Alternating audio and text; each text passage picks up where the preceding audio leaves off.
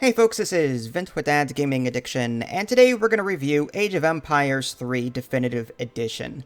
This is a game that you can find on various storefronts for about 20 bucks or so. So for those of you that have never heard of Age of Empires or don't know what it's about, it's a real-time strategy series. There's Age of Empires 1, 2, 3, all real-time strategy games where you build workers and you send these workers out to gather resources like food or wood or gold. And then you use these resources to construct various buildings like barracks, lumber mills, marketplaces, farms, various things. Some are military, some are economic. And while you're doing that, you're growing an army so that you can send that army over to your opponent and wipe the floor with them. Well, in theory. So Age of Empires 3, I think, was released back in 2005-ish, something like that. It's been a while, folks. It's really been a while. And it kind of revolutionized RTS a bit in the sense that you had a home city and you have a card system slash deck builder system. So as you played the game, you leveled up your home city. And you could have various home cities because there were different factions in the game. There was like, was that England or something like that? There was England and Russia, and there was a couple French. And each one had their own home city, and then as you played as that faction, you leveled up their home city. You also unlocked new cards to add to your deck. And then as you played a match, you could then play these cards to your advantage. You could summon military units, for example, or summon workers, or summon gold so that you can just quickly gather it and, add it to your reserve. So, it was the first Age of Empires game that was also a deck builder.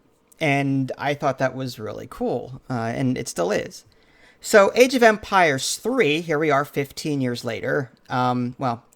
Not necessarily 15 years. Yes, the original Age of Empires 3 was released in 2005-ish, but there was War Chiefs expansion, which added 3 factions, and the American Indian stuff like Soy and Sioux, and I'm trying to think who else.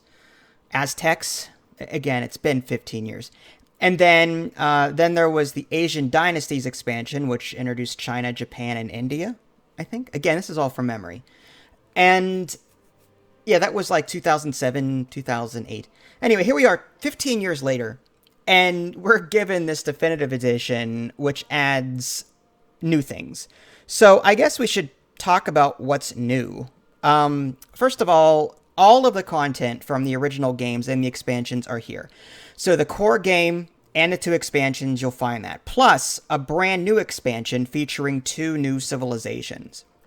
So there's actually more content in this than there was in those other games, which is kind of cool. You've got 4K HD, so sort of the graphics remastered that way, like new particle effects, lighting, and all that jazz.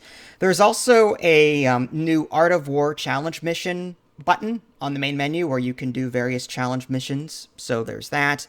Improved destruction animations, sound and music. My press sheet says fully enhanced sound and music. I really didn't notice too much of a difference. In fact, sometimes the music cut out at times. I don't know if it was just me. It ended abruptly. It didn't bother me. It was just something to note. And yeah, there's new unique civilization music for all 16 civilizations. One cool thing that I noticed was that when you first booted up the game, and you can access it later, you can actually change the UI. There's the definitive UI, which is new, and it sort of modernizes the UI a bit, or you can go back to the original UI if you want to. There's 3 different layouts. So you can choose the original, the definitive, the classic, whatever. So you can choose the layout that you like. And one thing that I also noticed is that they actually took away the home city leveling card unlock system. In Days of Yore, like I said, you gained experience points for your home city. And while you did that, you got to unlock new cards via experience. You leveled up your home city, you got 1 skill point or talent point, whatever, and then you use that talent point to unlock a new card. You have all of the cards right out of the gate in this. So there's no more, it's going to take me 15 games to unlock this card because it's all the way down the tech tree. There's none of that. It's instant gratification. It's giving you everything. I don't know how I feel about that. As someone that likes tech trees, I'm like, well, um, I'm like, I miss it. But at the same time, I remember installing. No, I messed with the text file so that I could get 1,000,000 experience points and unlock more cards more quickly. It was a real grind to get all of those cards, honestly. So one part of me is going, well, now they're giving me everything. There's no tech tree progression. I'm sad, but on the other hand, it makes more sense. So take that for what you will. However, there is still progression in the sense that you can customize your home city's looks, your aesthetics. You click on a section of your home city and you can unlock new looks for it. That requires leveling up your home city. So there's still a reason to play factions over and over again to unlock stuff. It's just it's more aesthetic than it is for that tech tree that I mentioned earlier. So there's that. Supposedly there's mod support. I've really not messed with that. And there's also multiplayer, which is nice. New server-based multiplayer. There's integrated leaderboards and ladders, matchmaking, spectator mode, cross-play between Microsoft Store and Steam version. New maps, built-in cooperation with the competitive community, and improved game balance. What that balance is, I couldn't tell you. They supposedly improved the AI a bit, making everything better. New intense, extreme AI difficulty settings, so if you found the game too easy. There's new politicians and revolutions for the original European civilizations, adding more depth to gameplay. Campaigns, there's 8 campaigns in all, spanning 54 playable missions. Revisited Native American storylines, including an all-new version of Act 2 Shadow. There's a medal system to reward players for completing campaigns at different difficulty levels and new historical battles. So, yeah, that's all of the new stuff. And yeah, some of it sounded like I was reading off of a press sheet, and I was, just to make sure that I've covered everything. So, what didn't I like about this? Well, there were just minor quibbles, really. Edge scrolling. I don't know if I missed it. It's possible I did. I checked the options menu twice, 3 times, and I couldn't find a way to disable edge scrolling. I could adjust the rate at which I scrolled out and in, and I could enable or disable the right mouse button map movement. Hold in right mouse button to move the camera around. I could do that. I could enable, disable that. But I couldn't for the life of me figure out how to disable edge scrolling. And when I'm playing in windowed mode, trying to stream it, it's just annoying that my screen is flying all over the place. That's not going to affect anyone that plays full screen or doesn't stream and doesn't care about such things. It's just as a streamer and as a content creator, that bothers me a little bit that I couldn't find out how to disable edge scrolling. And again, this is not so much of a complaint as a note of interest. Again, they disabled the tech. So all of the cards are given to you right out of the gate. You can build a deck with every card possible for that faction. And they've also removed the profiles. In Age of Empires 3, the core game, like way back when, you had to create a new profile for each faction that you chose. This time, you've got to drop down. It's so easy. It's nice. And this is not a complaint. This is a plus. You just click... You click the drop down, you select what faction you want, and your home city's there. So all of the different home cities are already created for you. In Days of Yore, you had to create a profile for it. And was it a deathmatch profile, or was it a standard profile? They got rid of all of that gunk, that UI problem, and just made it into a nice, easy UI. Now, there were some things I had to get used to again because of the new UI layouts and everything else. It's going to take you some time to get used to the new interface and get used to where everything is. I'm like, okay, so wait a minute. My home city button is now here. My mini map is down here. That's weird. It's going to take some getting used to. But like I said, there are 3 distinct layouts that you can choose. So if you don't like one, you can swap to a different one. All right, so with all that gobbledygook out of the way, what did I actually think? Well, first of all, I like the new factions. I think it was the Swedes and the Inca. So there's reason to actually buy this. You're getting more content and all of your stuff in one nice, neat package. I don't know about the rest of you, but I had trouble getting the 2005 version to work on my system. especially when I changed resolutions. For whatever reason, the game would crash, and then it would try to launch in the new resolution, and then it would just automatically crash again. So I had to like edit files and reset resolution. It was a nightmare.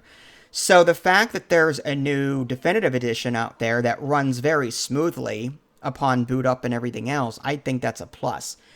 Now, the graphics, I played in 1920 by 1080. I don't have a 4K monitor or anything like that. The graphics were nice. They looked newer, but at the same time, they weren't 2020 quality. Like, I've seen other games that are much nicer looking than this. But to be fair, this is a remaster slash remake of a game that was released 15 years ago. So there are going to be some limitations to what can be done. I mean, unless they change the game drastically, it's going to look somewhat old-timey still. And that doesn't bother me. I mean, I'm just saying, for those of you expecting amazing off-the-wall graphics, the water effects, by the way, do look good. I will say that. And they did look good back in 2005. They look even better now. But I digress. Gameplay was relatively smooth. The UI does take some getting used to. I, on a regular basis, was like, wait a minute, where's my idle worker button? Oh, it's over here. So I was constantly jumping around the interface trying to find stuff. And again, my only real complaint was the edge scrolling. I couldn't figure out how to disable that. It's just weird that a game from this day and age doesn't have the ability to disable edge scrolling. I mean, maybe I missed it. It could be me. Another thing that bothered me was the fact that you can only select so many units. Think of StarCraft. The original StarCraft, you can only select like 10 units. Or something like 10, 12 units. In this game, you're still limited. Like, if you try and select like 50 units on the screen, it's only going to select some of them. For a remaster slash remake, you would think they would fix that problem. Why not be able to select... Supreme Commander, for example, doesn't have that problem. It lets you select everything. You zoom all the way out, you select everything, and then you right-click and they all move. Why is this game still limiting me on how many units I can select? That's a problem. So edge scrolling and unit selection. Those are the biggest problems that I had with the game, with that whole tech tree issue being a meh. Like, I can understand why they did it. It's practical. You know, unlocking everything from the gate as opposed to unlocking tech over time or unlocking cards over time. But at the same time, the tech part of me is like, well, I like tech trees. I like unlocking things. Well, I'll get over it. I'm just saying it's different. So, do I recommend this? Absolutely. For 20 bucks, yes. Again, you're getting 3 games. You're getting 1 game and 2 expansions, plus 2 new civilizations on top of it. Plus, you're getting the ease of booting the game up on Windows 10. Like, again, I had no problems running this game on Windows 10.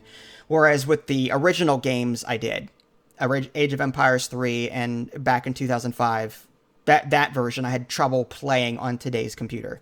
So the fact that you're getting all of that in one neat package, and it plays well on your current system, and you've got new content, and the new challenge modes, and new interface options, just new stuff all around, historical battles, like all of that is new. So yeah, for 20 bucks, I recommend it. I look forward to seeing what they're going to do with Age of Empires 4, honestly, assuming that'll ever come out. But at the same time, for right now, Age of Empires 3 is a good game. I'm liking it. It brings back a lot of nostalgia, and I want to keep playing it. I want to go back and play more. In fact, I may stream it after I'm done here. So, yeah, do I recommend this? Absolutely. Age of Empires all around is a good RTS series, especially Mythology. I really liked Mythology. Wouldn't mind a remake of that. Yes, they did remaster it at some point, but I want like a whole new game. I would love a whole new Age of Empire, like an Age of Mythology 2 or something. I would love to see something like that. But anyway, Age of Empires 3 Definitive Edition, yes, it's a recommend for me. If you guys haven't already, subscribe to me on Twitch and YouTube. That way you can stay up to date with any new content I'm going to publish. This is Vince, thanks for watching, and I'll catch you next time.